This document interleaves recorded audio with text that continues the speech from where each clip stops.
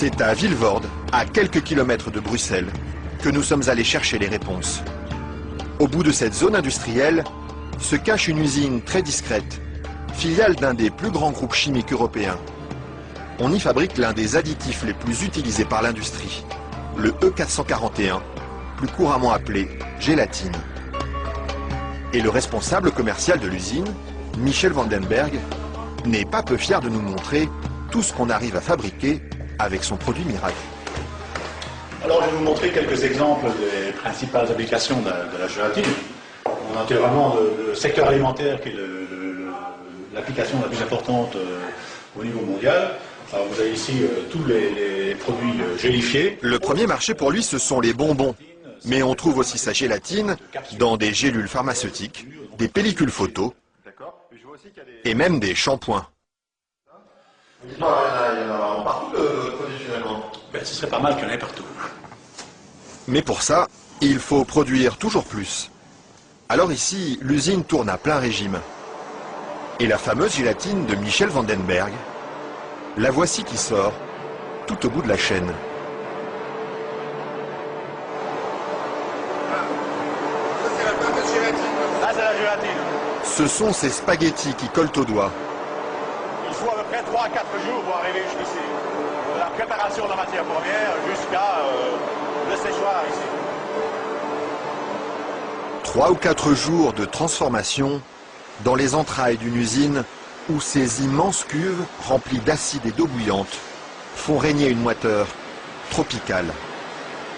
Et au milieu de cette atmosphère étouffante, il y a un détail qui frappe le visiteur et qui pénètre jusque dans les locaux les plus protégés de l'usine. C'est pourquoi ça? Ah, c'est les odeurs. C'est mauvais les îles? Ça dépend, ça dépend. Une odeur âcre, d'acide et de graisse brûlée qui flotte sur tout le site jusqu'à l'extérieur de l'usine. Et la raison de cette odeur, la voici. C'est la matière première avec laquelle on fabrique la gélatine. Ça, c'est la matière première. Nous traitons donc la couenne, la peau de porc. D'accord. De la peau de porc qui arrive par palettes entières dans son usine. Une matière première qui ne lui coûte presque rien et qu'il achète dans toute l'Europe. Ceci vient de Hongrie. Ça vient de Hongrie, d'accord. Voilà. Et tous les jours, près de 150 tonnes de couenne de porc attendent dans ce hangar d'être dévorées par un monstre d'acier au nom évocateur, Dinosaurus.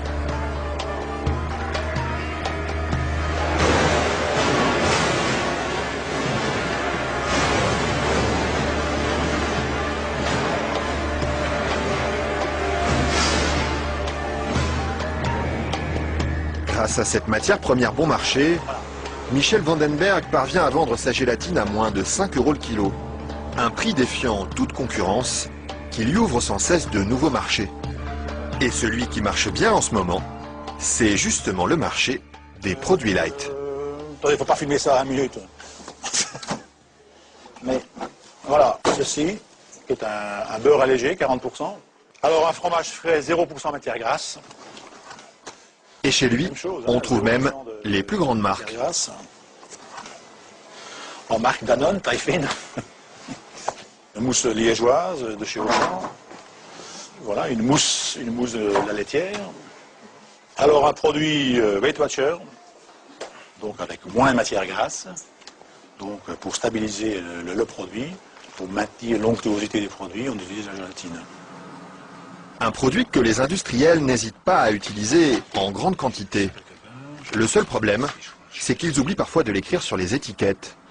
Quand on les regarde, on lit bien la mention gélatine, mais pas l'origine du produit.